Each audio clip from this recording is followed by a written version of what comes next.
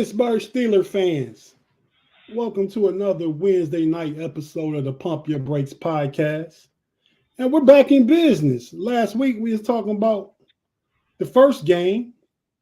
This week we've won a game. We got a second game coming up. So we're in the midst of the season. Last week we were talking about the upcoming game, the upcoming season. But now we're in the season. The Steelers are 1-0. I think we all feeling good about that. Big-G in the building. What's cracking, Tate? What's cracking, man? I'm doing well, man. I'm just now recovering a little bit from my trip to Ann Arbor, Michigan. I had to come back to Ohio and bathe myself in the Olentangy River to make sure I was all nice and cleaned up for spending all that time in Michigan. But I'm back home and in safe OHIO and watch my Steelers play a game that we're going to talk about a little bit on this show, how well they play. And I'm very excited for the Steelers season. So I just want to say what's up to all the people in the live chat and what's cracking, y'all. Let's get it cracking. Hey, man, the Olentangy River is like that river in Paris, ain't it? Yeah. You know how like people be talking about they going to bathe in Lake Minnetonka in Minnesota? I had to come back to Ohio and purify myself. Babe, the Olentangy River, because I was right there in Ann Arbor, bro. I'm talking about I was in the thick of the mess. But that's what I'm asking you. How much purifying you doing in the Olentangy, though? It's all Ohio, baby. It's gonna purify. It's gonna get my blood boiling and get it back right for the Buckeyes. Because I'm telling you, I was in that maize and blue bath. I was there. You had to do a deep body cleanse. And the triple OG, homie, Shannon. What's up, Shannon? Hey, fellas. Just excited about the win and excited to talk about it. We don't have our big game week until November 28th. I'm talking college football. Yours is this weekend, though, ain't it, Shannon? That what's it? The backyard brawl. Backyard brawl, baby. That's right. It's going down. Big G, give us your take. West Virginia pick. I like West Virginia, man. I like West Virginia. I know Penn State beat up on them, but I just think that they have a little bit better team than Pittsburgh. That's just me. Okay, I was surprised Pittsburgh got out with a victory in Cincinnati last week. Mm-hmm. Yeah, it was closer than what, because Pittsburgh, the college team's not that good. But we'll get to it, Okay. Well, fellas, we got a few things to talk about. We're just gonna jump right into update our listeners and watchers on YouTube on some Steeler news for the week. Big facts. First thing of the week. Shannon to be happy about this. Shannon, we talking about your boy LC Greenwood is nominated for Hall of Fame. Oh. And it better happen. It better happen. I mean, if all the guys not in the Hall of Fame, he might be the biggest glaring omission of any player. Any player. Yeah.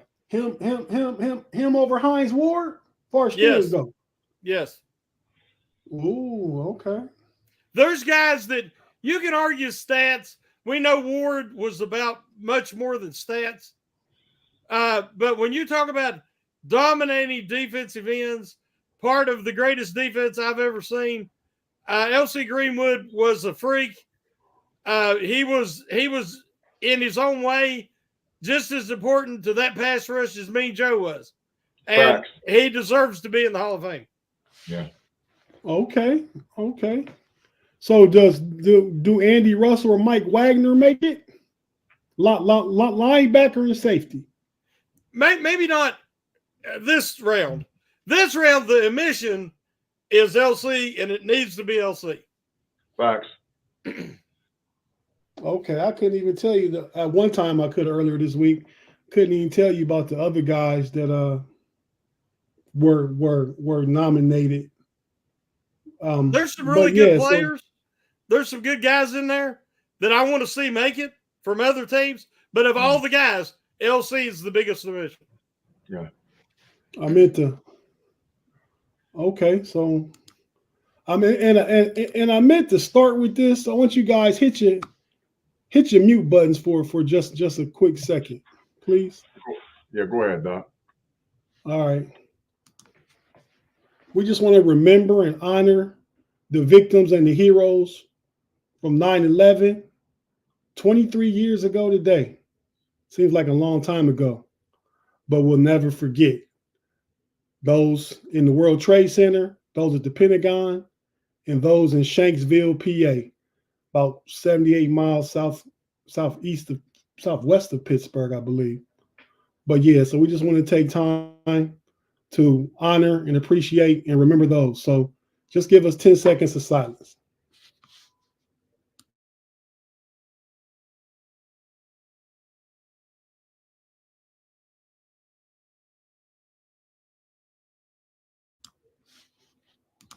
Thank you.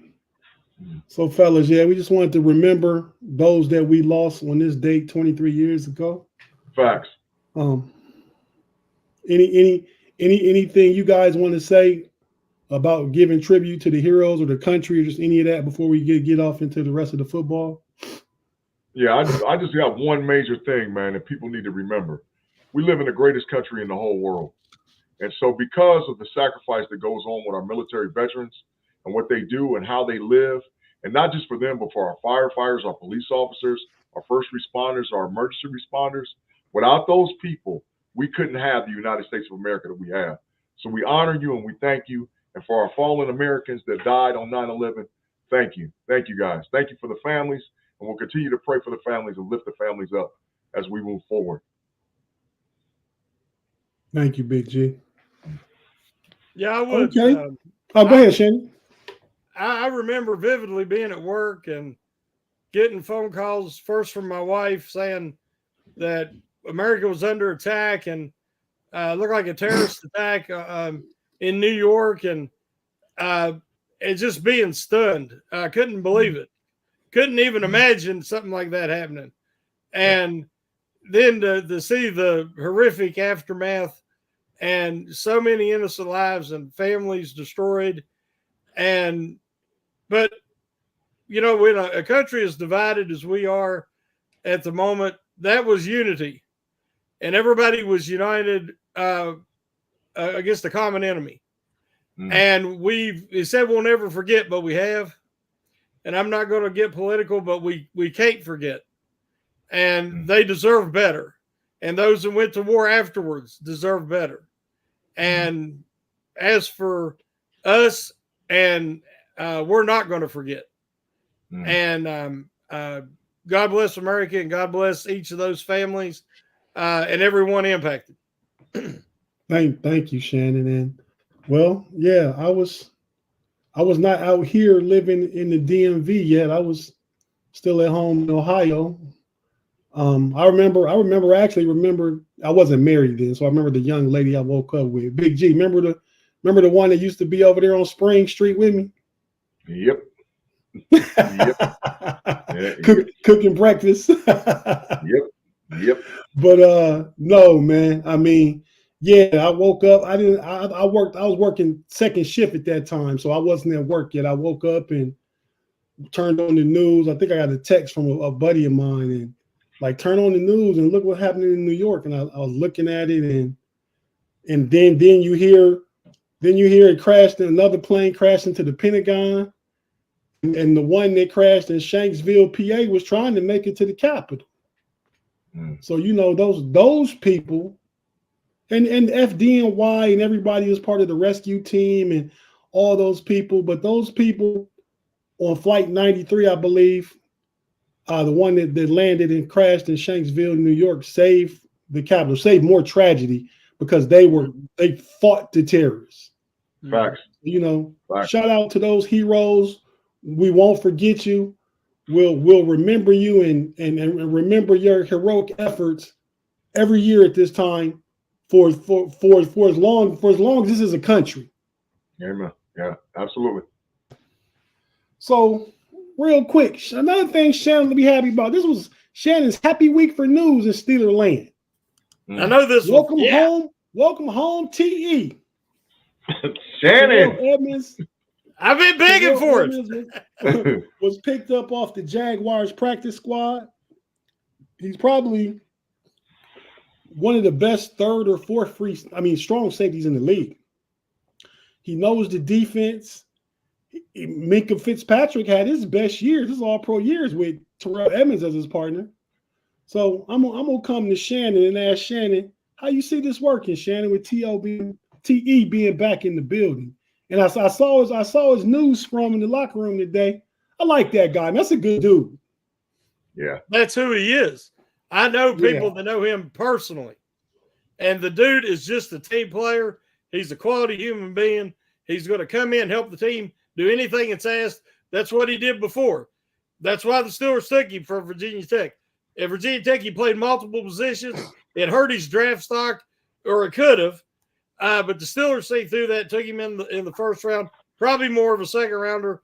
But the guy was the consummate team player. He done it all. He's just not a splash play guy, but the guy is incredibly reliable. Now the Steelers, I think, have the best safety depth in the NFL because you got Deshaun Elliott, you got Minka Fitzpatrick, you got Terrell Edmonds as backup strong safety, you got Kazee as your backup free safety, and you got, we would have had Watts, but they've still got Killebrew. They've got, the Steelers secondary is it's twice as good as it was last year.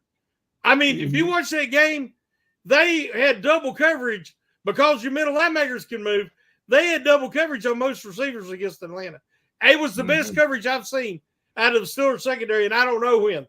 I'm telling you, they answered our prayers from last year when we said to get more athletic, faster, and more aggressive in coverage. They've done it, and bringing Terrell Edmonds in was a no-brainer. And I mean, I can't believe they got him off the practice squad. That was a stroke of good fortune. Tate, Shannon is hyped, man. He's hyped. Listen to him. He's hyped. He's hyped, man. He got all his boys back. Yeah. Got Beanie over there, got Zach over there, got TE over there. Because, TE a neighbor, Virginia Tech a neighbor. Yep. Yeah. Shannon bringing the whole hood with him. I'm like 50 minutes from Blacksburg, and like I said, I know people that know him, and him and the whole family are good people. They're just quality people. You get a guy like that, you're getting a quality player and a quality person. Well, yeah, it seems like he comes from good parents and stuff. I know his dad used to play in the league, was a tight end. His brother Tremaine is middle linebacker with the Bears. He got a big bag a year or two ago. Yeah. But what we're going to do, live chat, if you're watching, we're going to take a quick break, pay some bills on the audio side. Have to hear a few words from our partners. Before I do that, I'm going to read our promotional that Steel Curtain Network has with DraftKings. Let me pull that up and read that. DraftKings Pick 6. Check out DraftKings Sportsbook for all your sportsbook needs. Download the new DraftKings Pick 6 app now and use the code CURTAIN, CURTAIN, CURTAIN. That's code CURTAIN for new customers to play $5 and get $50 in Pick 6 credits guaranteed, plus 1 month of NFL Plus Premium on us guys. This offer expires in a week from tomorrow, next Friday, September the 19th. So go ahead and go to DraftKings, play your $5, get your $50 in credits, get 1 month of NFL Plus Premium, and hey, let's enjoy the season. And we'll be right back after this.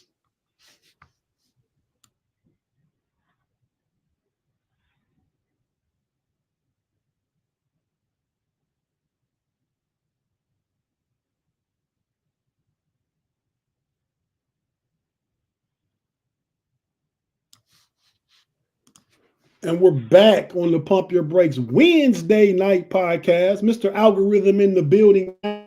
Big G. I know you like to know the analytics of the podcast. Right now, we got 101 in the building viewing.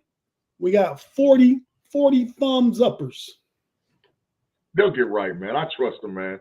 Listen, we're in a safe place on Wednesdays, bro. So I ain't worried about Steeler Nation showing up and showing out. We're all good over here, but we appreciate the likes. So please make sure you like the show and get them algorithms going the way we need to go on Steel Curtain Network. Big G, I know you've done some delving into the O-line on the all 22, and I don't really get to see the all 22. I don't have, what is it? Well, it was NFL Plus Premium is where you most of the time can get it, but they was tripping this week. I didn't see the Steeler film, but I got a little hookup on Patreon and another guy I know, and that's what I was talking about. Hook a brother up. Patreon. So I'm gonna pull up. This is the PFF offensive line grades for the Steelers. I want you to read it before we get into. I got the comprehensive grade, and I got grades for James Daniels, Dan Moore, and Zach Frazier. So first, we're gonna just go to the comprehensive. All right. Sure. Can you see that to read it? It says it doesn't give a grade. All I can see is where it says the running game. Well, it's the grade is C-. Okay, it says the running game was efficient overall, which was a positive sign for two young players making their first NFL career starts. Left guard Spencer Anderson allowed one pressure that led to a quick throw from Justin Fields, and there was a fumble snap on the first play from scrimmage and a snap from Zach Frazier to Fields. And then it says to the right, it says the Steelers rushed for 147 yards and really grinded it out. They also just allowed 2 sacks on the day, with one going on Fields due to him holding on to the ball too long and trying to make a play. Broderick Jones had a silly offsetting personal foul penalty in which he didn't do anything but protect his teammate, James Daniels. Overall, this was a solid performance after plenty of concerns during the preseason and training camp, basically for the Steelers' offensive line. Okay. So, like I said, we're going to finish this up. Then we're going to get into your thoughts. Shannon, you want to read this about James Daniels? James Daniels got a 78. He was the highest graded Steelers offensive lineman from Pro Football Focus. Yeah, it said he had a 75.8, had a solid day overall, notably missing positive reps as both a run and pass blocker, a 74.6 pass blocking grade and a 71.8 run blocking line, but did allow a sack on 3rd and 4. It couldn't get in front of a swing pass, which ended in a loss of 5. Considering his snap count, deservingly strong grade. Okay. Then we got, and I'll read this one. This is Dan Moore. Dan Moore kept momentum from nice preseason as well. Noted him extremely solid to start, with all negative coming later in the game. Nice block on the Najee Harris explosive run. Solid as both run and pass blocker overall, and also enjoyed a second level run block. PFF liked him in the passing game most. 88.7 pass block grade and a 67 run block grade for a comprehensive 75.4 overall grade for Dan Moore. And the last guy we'll go over individually is Zach Frazier. Big Jim will let Shannon read this one. This is boy. Got it. Rookie Zach Frazier, 70.1, was a positive in his NFL debut. Littered my notes with 1 reps, but did wane a bit with some losses later on, particularly as a run blocker. PFF agreed 83.3 pass block, a second on team, and 66 run blocking grade. Noted pancakes, contributed to multiple conversions, pulling, second level, and key block on Harris's explosive. Not perfect, but very solid. Okay, that's a pretty good first game grade for a rookie. So, Big G, you diagnosed it. You went all through it. What's your take on this? I'm about to put PFF on the bench. PFF, I don't know who you guys got over there, how you guys grade offensive line play. I don't see it right now. I went back and I watched it twice. I've seen it 2 different times. The first time I graded with the comprehensive, and then the last time I graded it on a compensatory, right? Not compensatory, composite grade for the draft as far as the offensive line. I think, and these are my grades, I gave Spencer Anderson a 69 grade. I gave James Daniels a 72.5. I gave Dan Moore Jr., whose grade went up the second time I watched it, a 77.5 with a bullet moving up. I graded Broderick Jones a 79.5, and Zach Frazier received an 83 grade from me. Right now, the weakness in the Steelers' offensive line is the two guards positions. I think there was a lot of plays that James Daniels got beat, but he was given on a curve because he stayed engaged. In the NFL, when you're playing against quality defensive tackles, staying engaged ain't going to work. When you get beat, you're going to have to either block the guy or he's going to blow right past you. And I've seen that multiple times on the film. Now, Spencer Anderson, in all fairness, he can play all the positions, but he's not necessarily truly a guard. He's more or less a tackle moving into a guard position. So I expected it from him. But Dan Moore Jr. had a grade that I was completely satisfied with after rewatching the tape. And, Dave Schofield told me, Dave, I went back and I watched it and I paid attention. Dan Moore played well, but I think this week we're going to get to see Troy Fautanu because I don't know if Dan's going to be able to play this week. He was limited in practice. But overall, I give the Steelers about a C+, maybe B- grade from offensive line play. I would like to I'm not going to break it down into grades and everything else. And I didn't watch the all 22 because I don't have whatever that is that Big G has. But I'm just telling you, Zach Frazier was the best lineman on the field.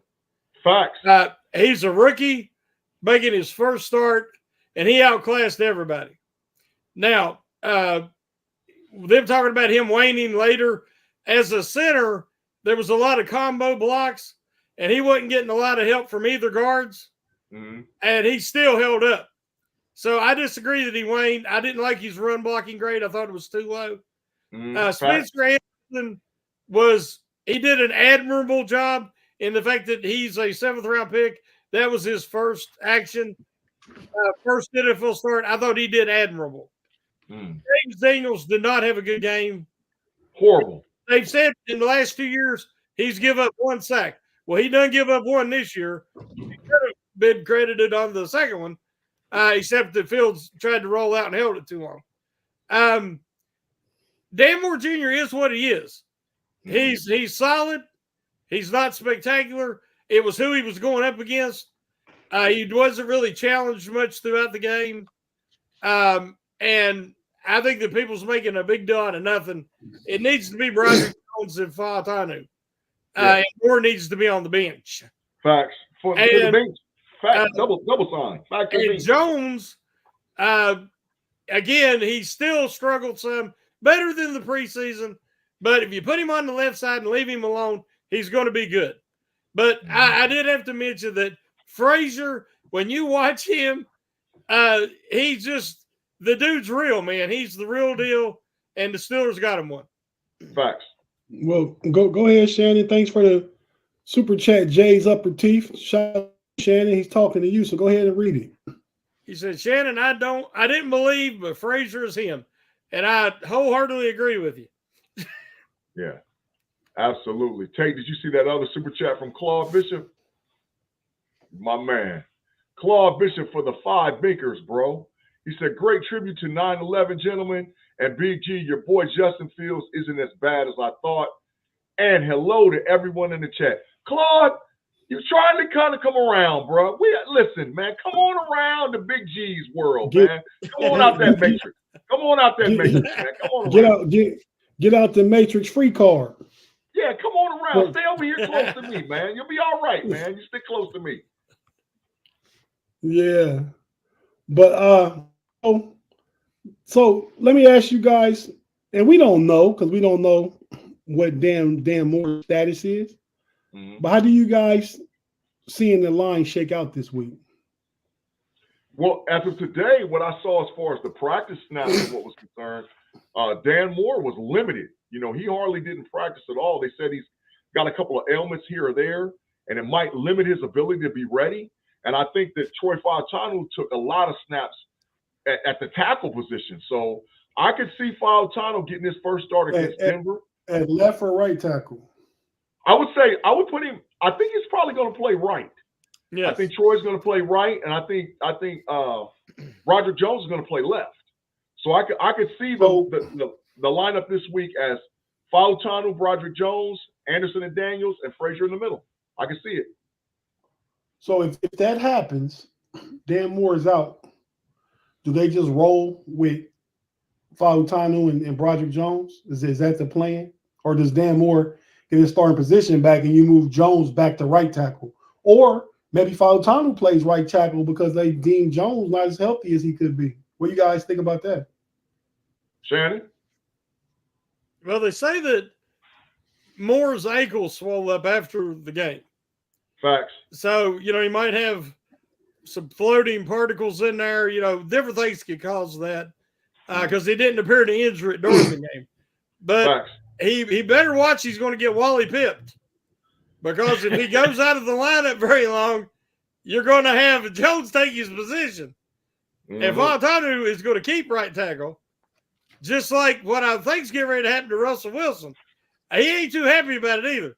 He don't need to miss much time because if Fields settles in and gives him that explosive element with his legs, and then Wilson might not get that position back. So guys need to – some guys will play through a little aches and pains, and I don't know if they're giving Russell Wilson that option. Yeah. To be honest, I think that they're going to give Dan Moore an opportunity to continue to play just because he didn't have that bad of a game.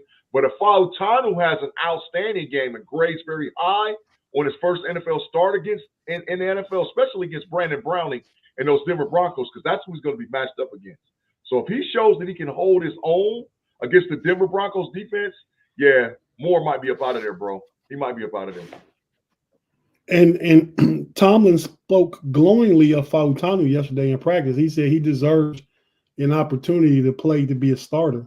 And he does. So that's what we said. So shout out Last King of Scotland, $1.99 super chat. Najee ran hard, but damn, he's slow. No burst. Not fast. I kind of agree. He's not fast as some backs. But let me say this about Najee. Najee is the engine of the Steelers offense. His power running the way he runs. His power running the way he runs. His mentality. You see, he got something to say to every defender when he get done with a run. And I think the Steelers need somebody like that in their offense. We talked about this before. When you building a bully, you got to have a guy that's going to bully. That's Najee. That's the tight end, Washington, and Broderick Jones. I mean, you got some kind of tough young guys over there, man. So, but I think Najee is the head of the snake. And Jaylen Warren, when he gets healthy, he'll get his pops and his bursts, and he'll probably have a higher yard per average carry than Najee. But you need Najee. You need that hammer steadily pounding that rock. Well, you're right, Tate. But I think Najee has some explosiveness that we just haven't seen. The deal is that Najee gets hit faster than any NFL running back I see because of some of the issues going on the offensive line. Najee does not run outside runs. Najee's runs are in between the tackles. And I've seen him multiple times when I watch the film, the rewind of the game. He's getting hit at the line of scrimmage and getting 3, 4, 5 yards. So with his ability to do that, with a serviceable offensive line, those where he's not getting hit at the line will turn into he's going to get 3 yards, and then that turns into a 10-yard or 15-yard or 20-yard run. If you guys watch the Monday Night Football game, San Francisco's backup running back Jordan Mason, it's going to turn into looking like that. That is correct. Facts, big facts. Shannon, what do you think about Najee? Well, I love everything about Najee, but if you don't have to have super speed. Look at Le'Veon Bell. But you got to have shiftiness. You got to have wiggle in the hole. And he kept jumping up, and he would look at the defenders, and he'd go, I was this close. I was this close. And I agree with him. He was this close. If he had any wiggle, when he gets a long run, he breaks 2 or 3 tackles. We all know that. He hit him with the pause with the no doubt. He has to break tackles, stiff arm somebody because he don't have any wiggle. And I wish that he did, but and I agree, if the line blocks a little better, as I think they will, I think you'll get some more of them 10 to 15-yard runs. But I also want to see him catching the ball out of the backfield. Use his full allotment of skills. Yeah. Yeah. So, I completely agree. And we're going to get into the quarterbacks. I think if Justin Fields plays, he's going to help the running game out immensely with a week to prepare and plays drawn up for his version of the offense. And Shannon got the pause, but he said you got to have some wiggle in the hole. but hey, man, super chat from the homie Ruben Stone. He said Broderick. Wait, the O-line. Oh, Spencer Anderson was slow in his reaction all game. He obviously was at the Mercedes-Benz Dome in the ATL. Shout out to you, Rube, going to the game, representing that Steeler Nation. We was probably 60% of the building on the road. So Steeler Nation shows up. Steeler Nation shows up and shows out everywhere we go, dog. That thing was off the chain. It was cracking down there in the ATL, bro. We showed up in the. You are one of those people we think. Got another super chat. Then we're going to take one more break and come back and get to the quarterbacks in the game against the Broncos. I'm trying to get to the super chat. My bad, fellas. There it is. Thanks for the super chat from Corey Brown, $9.99. Go ahead, Big G. Corey Brown, what's cracking lacking, man? Thank you for the 10 binkers, bro. He said this defense has a chance to be elite. If the offense can be average, we will be deadly. Corey, you are 150% telling big facts. Our defense is, in my opinion, the number 1 defense in the entire freaking NFL, as long as we're healthy. The changes that they made with the defensive backfield, with the linebackers, oh my God, we might even get to Peyton Wilson today. And the defensive line that we have in Pittsburgh, we are numero uno. Number 1 defensive unit in the NFL. One thing we got to remember, Morris, coach for Atlanta, Morris said, we're not going to let TJ Watt wreck our game plan. That was the number 1 goal on offense, was to stop TJ Watt. It took 2 bad penalties or bad calls to keep him from having one of the most dominant games you're ever going to see. And he still ended up with a sack and everything else that he did, that he wrecked them all game long. Even though they did everything to stop him. He didn't have one pass rush that he wasn't chipped by a tight end or a running back. And he still destroyed him. And he still destroyed him. He still destroyed him. A lot of the national media's narrative has changed now. Even PFF is saying TJ Watt is the best defender in the NFL. So they said it. Yes, they did. Yes. Yeah. He's him. He's him. So Corey, CB, man, thanks for the super chat. If you're watching on YouTube, you know we're not going anywhere. We got to take a quick break, hear a few words from our partners, and we'll be right back after this.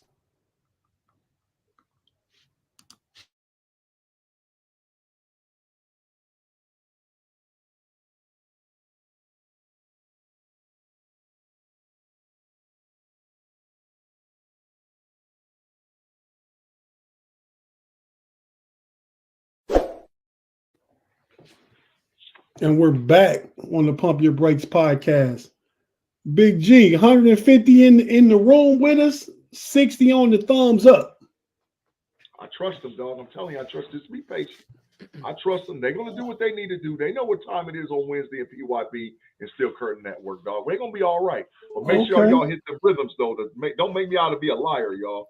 That we represent here on Wednesdays on PYB. So let's go and get them rhythms going. So let's talk about QB1. Mike Tomlin said at the press conference, Tomlin Tuesday, he said he's not going to speculate, no need for speculation. Right now, we're proceeding as Justin Fields is a starter. Russ was limited in practice today.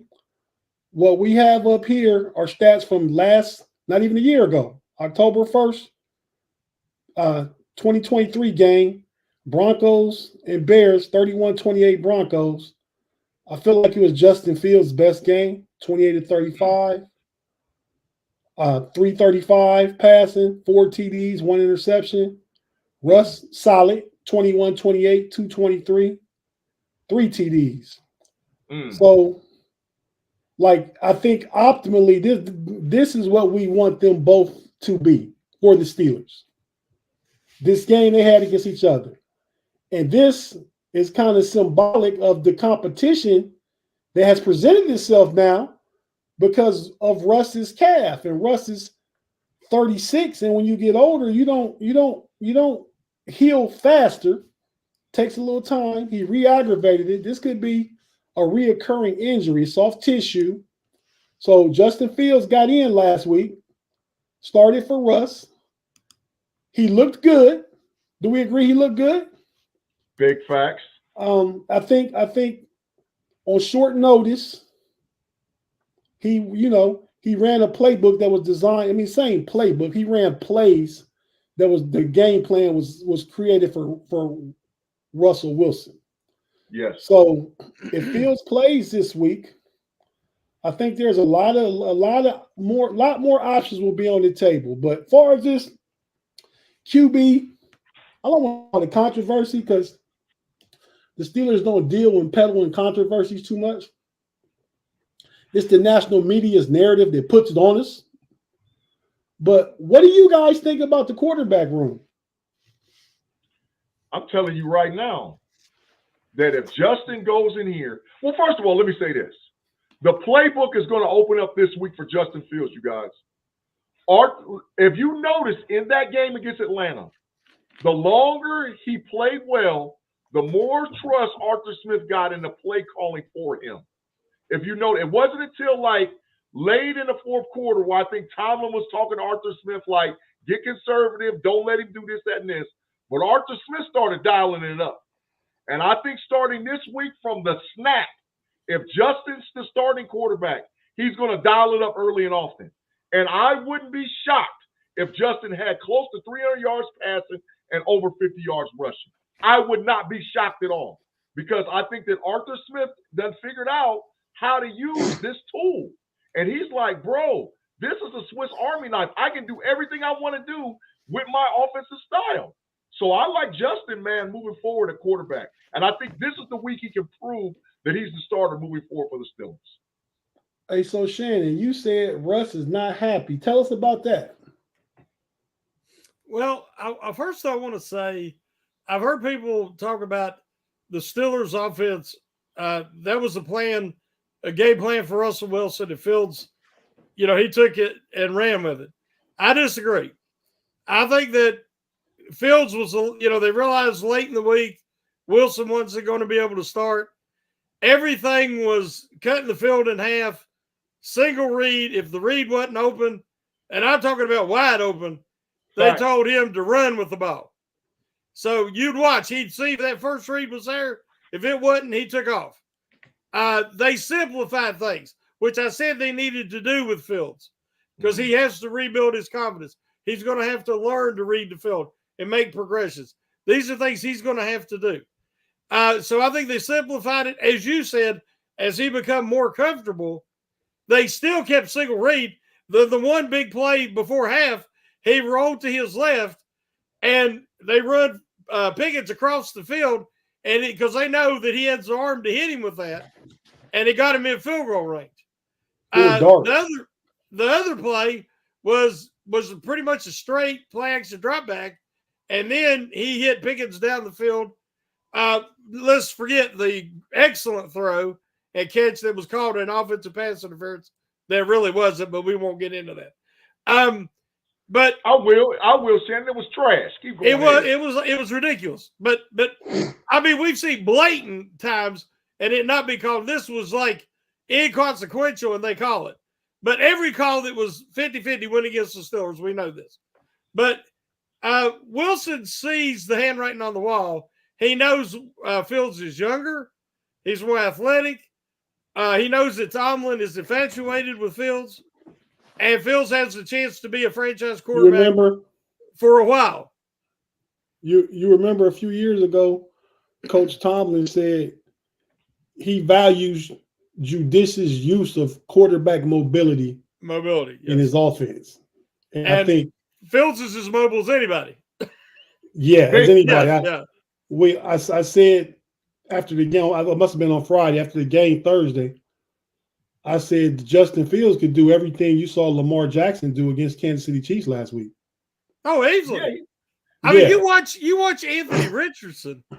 I mean, they're lost to the Houston Texans. I don't want to get off the point, but we're talking about there's some athletes out there right now, guys, that we've never seen.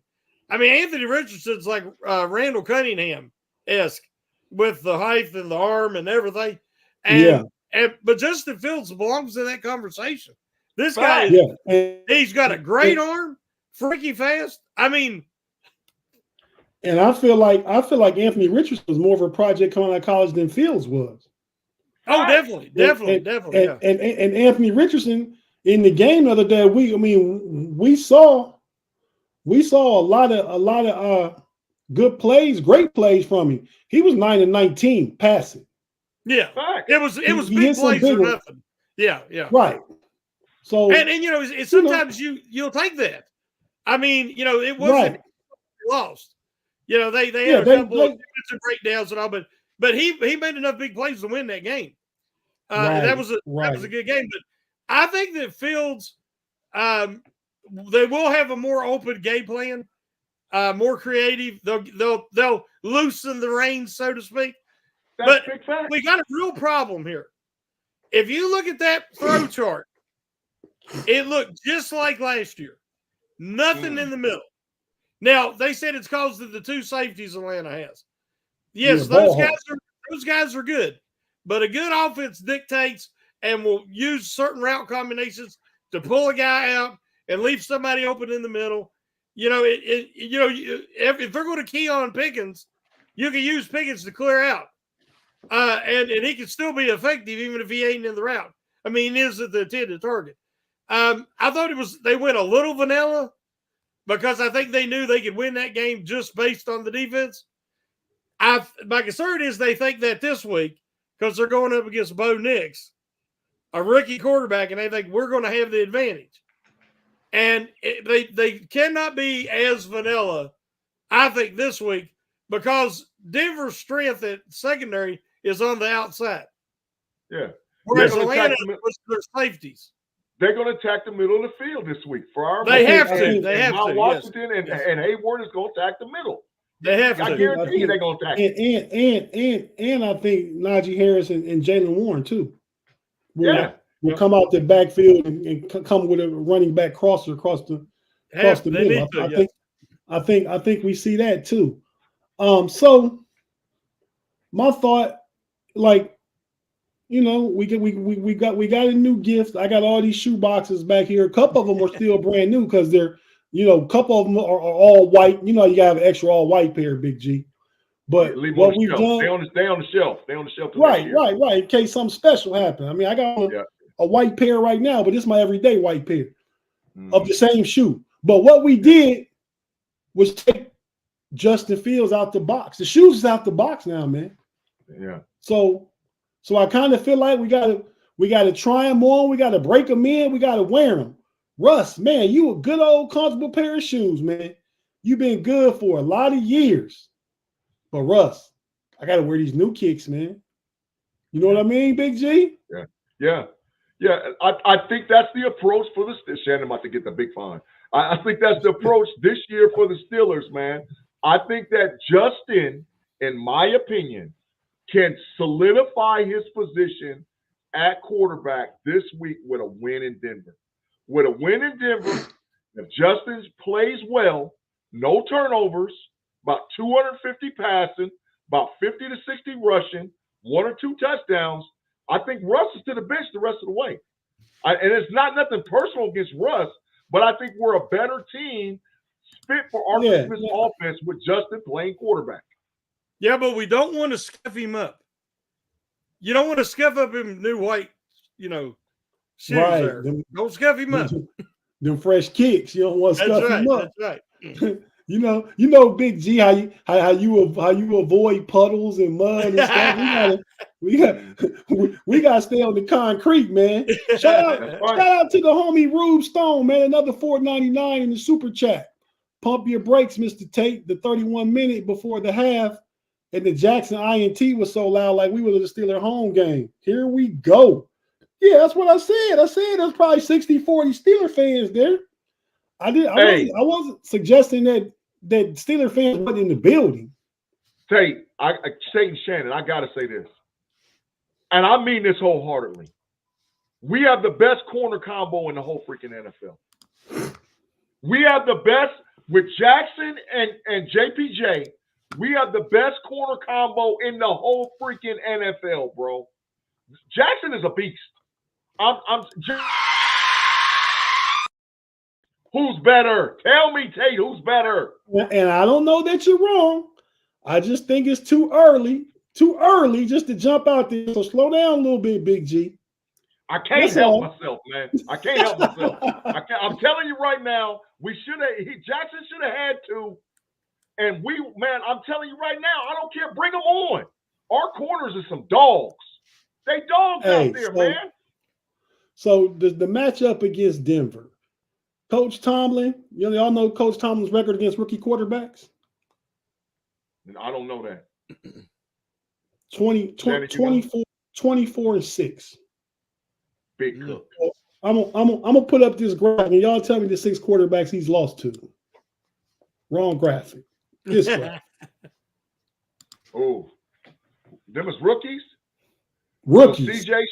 I see CJ Stroud out there. I see old trash Dak Prescott. Get him up out of here out there. 2016. I see Is that Couch? That's no, that's no. Wheaton? That's Brandon Wheaton. Yes, sir. Yeah.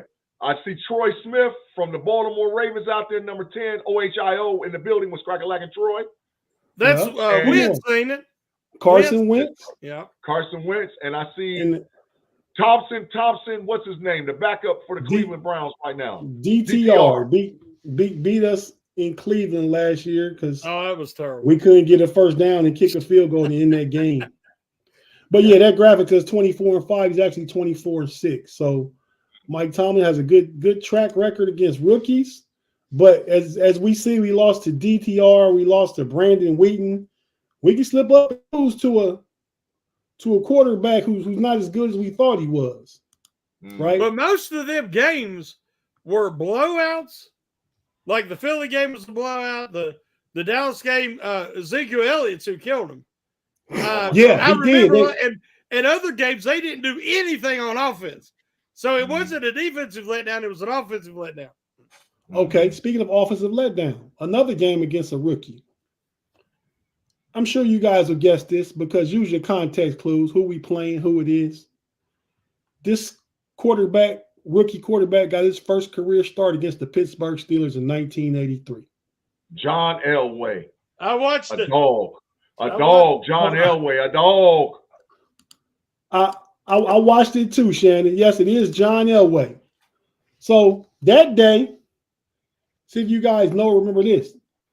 John Elway and the Broncos beat the Steelers in Pittsburgh, old Three Rivers, 14-10.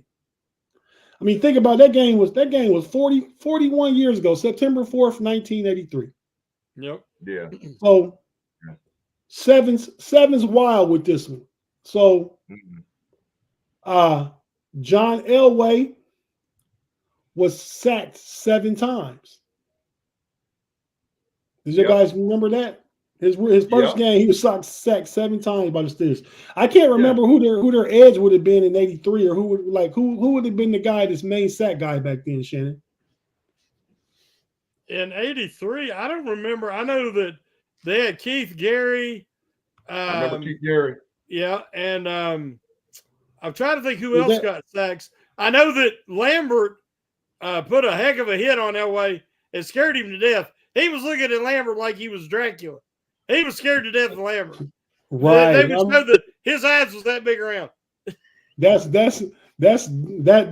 young John Elway. Yeah, he was scared. He respected him.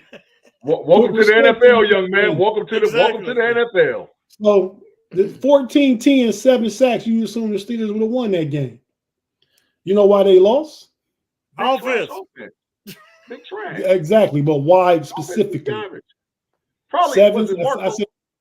I said sevens. Wow, they had 7 turnovers that game. Oh my God. Yeah. They had 7 turnovers that game. But yeah, we got another super chat from those last Kings, man. Before we split the script, man. Okay, here I come. Pause. Damn.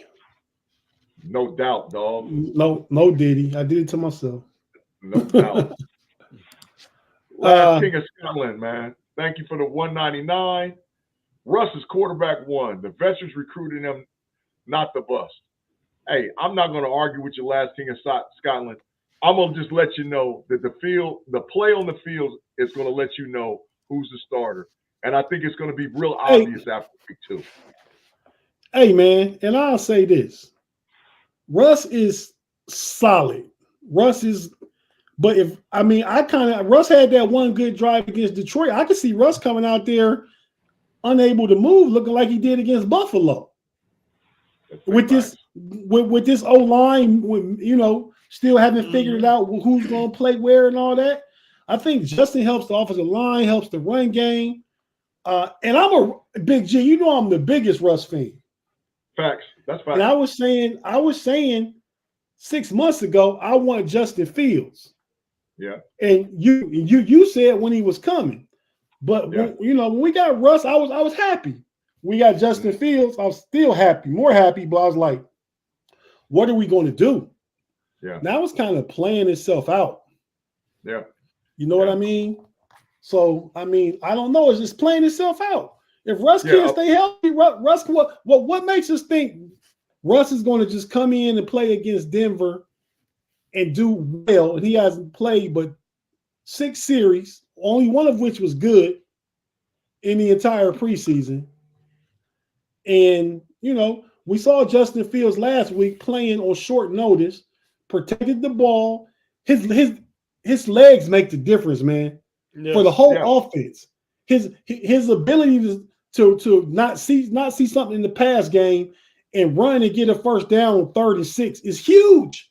He did it like 4 times last week. Yeah, Russ would have been sacked probably. We have done that. We didn't have any 3 and outs. We would have had some 3 and outs if Russ had to play. Yes, Russ would have probably been sacked based on my watching of the film. Russ would have been sacked anywhere between 5 and 7 times, based on what I saw on film with Justin Fields and his escapability for the Pittsburgh Steelers. Russ would have been sacked 5 to 7 times. On one of the first downs late in the game, they did what we had talked about. He took it kind of that pistol shotgun snap, and then Warren and I think it was Darnell Washington got out in front, and he run right behind him for the first down. I think it was like 3rd and 4. That was a huge play of the game.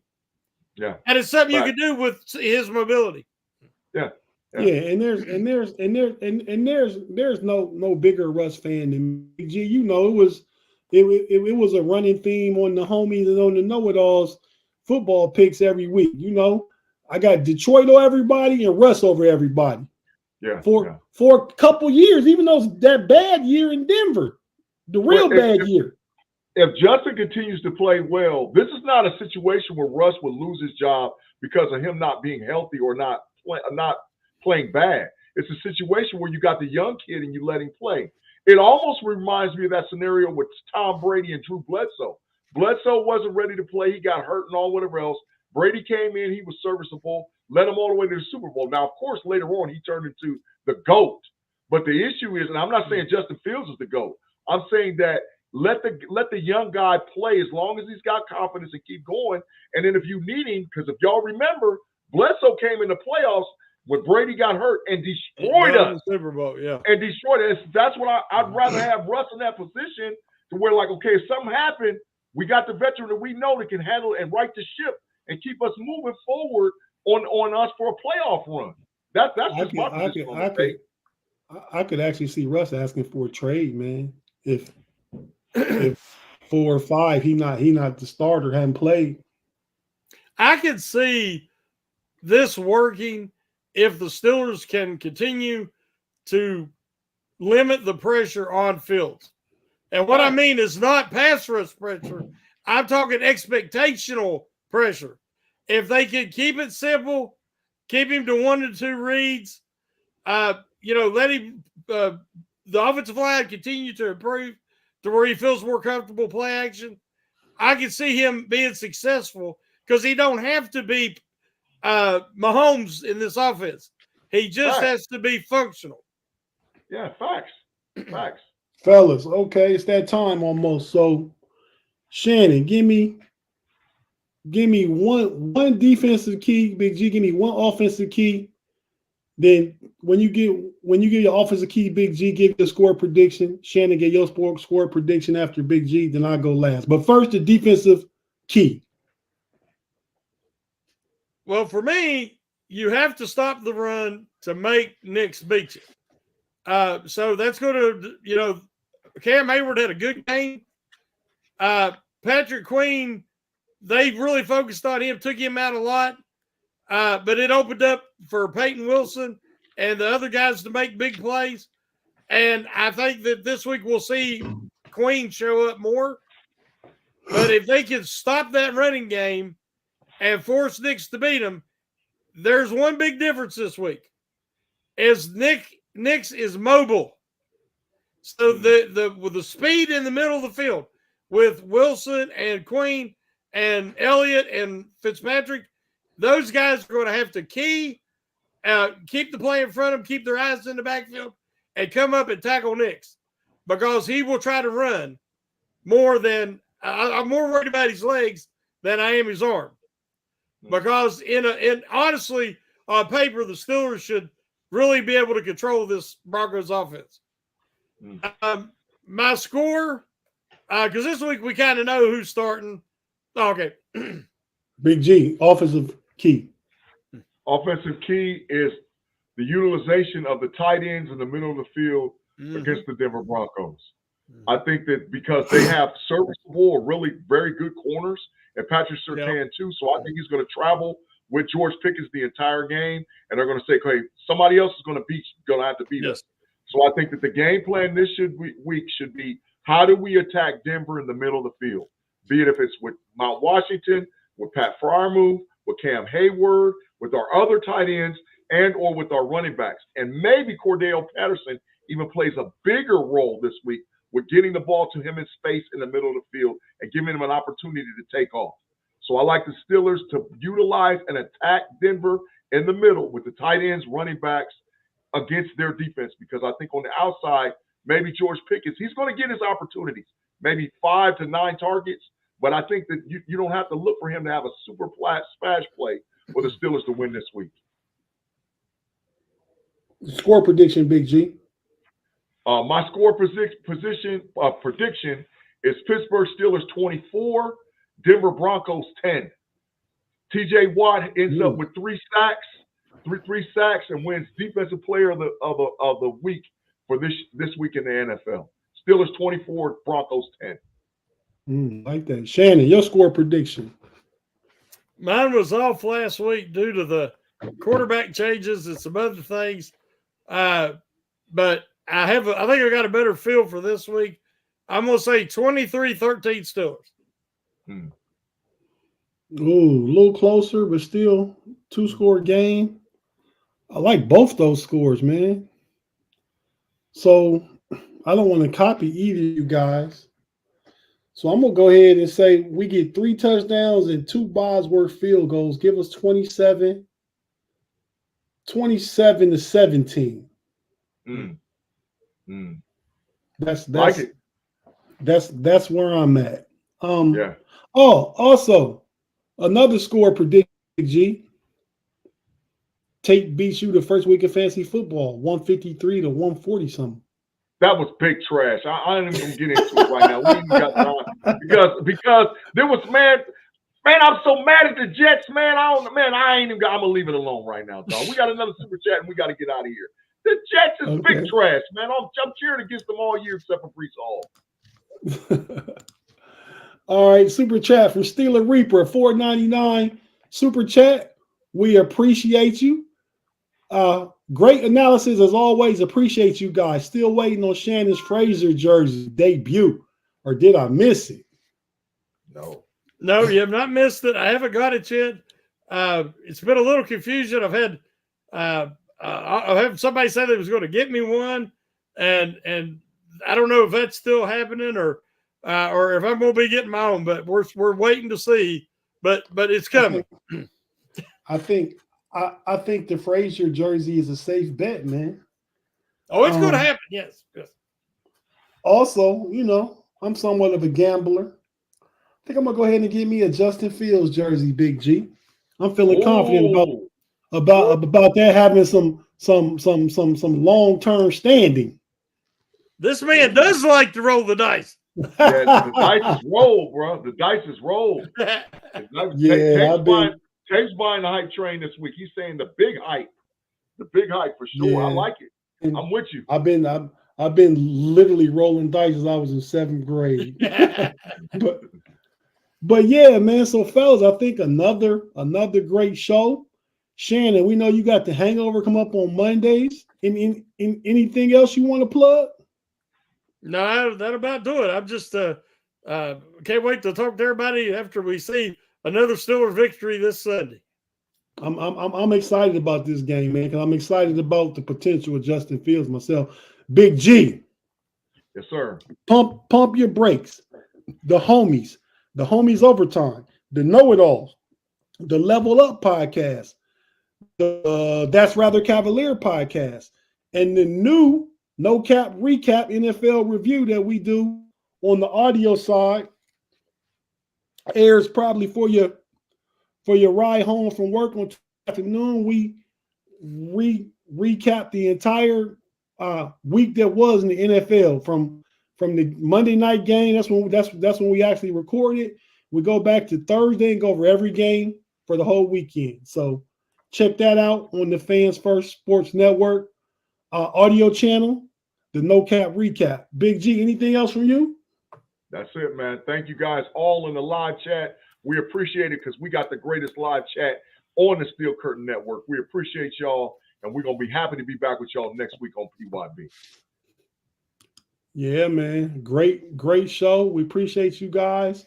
We about to hit the intro and get out of here, but all hit the intro. We up to 81. Still 155 people in here. So if you're in here still and you ain't hit that like button. Or Pay gonna put Deshaun Watson football cards on your car. Big fact.